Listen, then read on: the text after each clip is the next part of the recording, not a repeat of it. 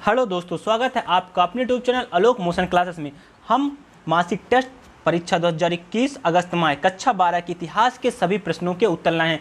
आपका हम समय नहीं गंवाएंगे, इसलिए हमने प्रश्न को नहीं लिखा है। और आप कुछ मत करिए, आपके पास क्वेश्चन पेपर होगा, बाजू में रख लीजिएगा और कॉपी लीजिएगा और जैसे मैं लिखा हूँ आप उसी प्रकार लिख दीजिएगा। आपको कोई समस्या नहीं होगी, आपको लिखने में भी समस्या नहीं, और जल्दी आप उत्तर को लिख सकेंगे और पूरे में पूरे अंक प्राप्त कर सकेंगे। जैसे कि आप स्क्रीन पर देख पा रहे होंगे प्रश्न क्रमांक 1 का उत्तर। तो प्रश्न क्रमांक 1 में आपको खाली स्थान भरना था, तो आ में आपको त्रिभुजाकार लिख देना है और बा में चित्रात्मक लिपि। इसमें से बहुत से लोग सरस्वती लिपि बता रहे हैं, लेकिन वो उत्तर गलत है। आपको सही उत्तर लिखना है चित्रात्मक लिपि, और सा में आपको रावी लिखना है। इसके बाद हम चलते हैं प्रश्न क्रमांक 2। प्रश्न क्रमांक 2 में आपको एक शब्द में लिखना था, एक वाक्य में लिखना था। मैंने एक शब्द में लिख दिया, तो आ का सरंगी, यहाँ पे सरंगी आप उत्तर लिख सकते हैं, और बा में आप मोर लिखिए। चलिए आगे चलते हैं प्रश्न क्रमांक 3 का उत्तर। अब प्रश्न क्रमांक 3 का उत्तर एकदम सटीक उत्तर आपके पास है। इसमें लिखा सिंधु सभ्यता के 4 नगर। आप ऐसे ही लिखिएगा, और यदि आप बोर्ड का परीक्षा होता है तो आपको ऐसे ही उत्तर लिखना, जिससे कि आपके पास 3 घंटा रहेगा और ऐसे ही उत्तर आपको लिखना पड़ेगा। यदि आप आलोक मोशन क्लासेस में बने रहेंगे, आप सब्सक्राइब करेंगे, तो आपको फिर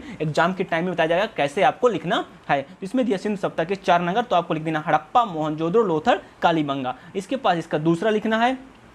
दूसरा है कि हड़प्पा बस्तियों में प्रयोग में लाई जाने वाली ईंटों की विशेषता, जो उसमें ईंट लाई जा रही है उसमें क्या विशेषता थी, आपको लिखना है। तो देखा है ईंटों में लंबाई और जो चौड़ाई थी, ऊंचाई की क्रमशः 4 गुनी और 2 गुनी, मतलब लंबाई ऊंचाई की 4 गुनी और चौड़ाई 2 गुनी थी। और दूसरी विशेषता लिख देना, ईंटों का एक निश्चित आकार होता था। ठीक ना, 2 नंबर इसमें 2 विशेषताएं। ठीक, इसमें लिखा कि इसकी 3 विशेषताएं लिखना, जो विनिमय प्रणाली थी उसकी 3 विशेषताएं लिखना। आप वीडियो को रोकते जाइए और एकदम सटीक उत्तर लिखते जाइए। इसमें पहला लिख दीजिए कि विनिमय में पत्थर, धातुओं, सीप या शंख का व्यापार करते थे। दूसरा लिखिए धातु मुद्रा का प्रचलन नहीं था। और तीसरा लिख दिए कि जो समानता वाट था, जैसे तौलते थे, चट नामक पत्थर से बनाए जाते थे। इस प्रकार आप 3 विशेषता लिख देंगे, आपको पूरे नंबर मिलेंगे। आगे चलते हैं। इसके बाद प्रश्न क्रमांक 4 में, अब प्रश्न क्रमांक 4 में जैसे मैं लिखा हूं आपको वैसे कॉपी में लिखना, ऐसे फ्रेम करके। आप विश्वास मानिए कि ये ऐसा उत्तर आप, मुझे नहीं लग रहा कि यूट्यूब में फ्रेम करके कोई दिया हो गए।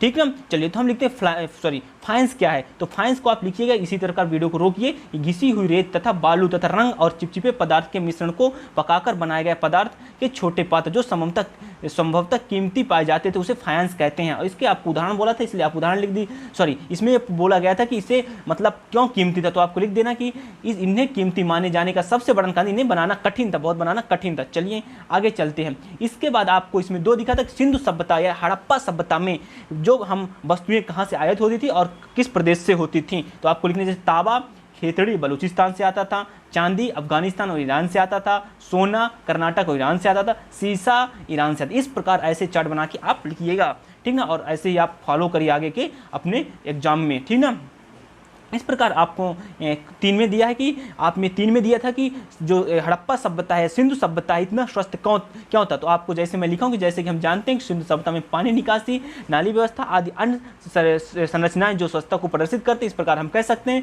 हैं कि सिंधु सभ्यता सफाई को पसंद करते थे। इस प्रकार आप देखेंगे पूरे क्वेश्चन कंप्लीट हो चुके हैं। यदि आपको वीडियो अच्छा लगे तो वीडियो को लाइक करें और कमेंट करें, और इसके बाद चैनल को सब्सक्राइब करें और बेल आइकन का घंटा होगा बाजू में, उसको दबा लें, जिससे कि आपको नोटिफिकेशन मिलते रहे। जय हिंद, जय भारत।